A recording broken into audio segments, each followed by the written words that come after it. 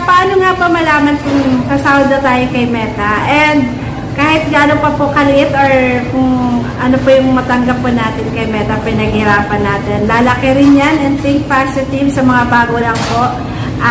Pagpatuloy lang po natin. So, panoorin niyo po ang ating screen recording. Please watch sa ating mga Gmail account. Kung yung Gmail nyo po yung pinil off nyo dun sa inyong paperless statement, makikita nyo po yan dito. And then dito po sa tatlong lines sa gilid, press nyo po yan. Sa ibang content creator, napadala yung kanyang statement of payout sa important.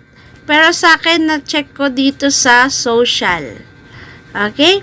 So, katibayan po na may statement na tayo, na maayos yung ating pag-set up ng ating payment method, yung ating bank account and pag-a-add natin ng ating tax info. Alright, so ito lang po and hindi ka as in maliit lang po talaga to, pero proud po ako dahil nare-receive natin yung statement ni Meta.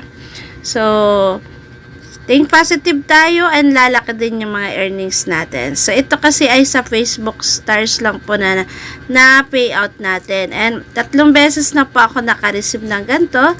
So, kapag naka-receive na kayo ng statement from Meta, so, maayos po yung setup natin ng bank account. Yan.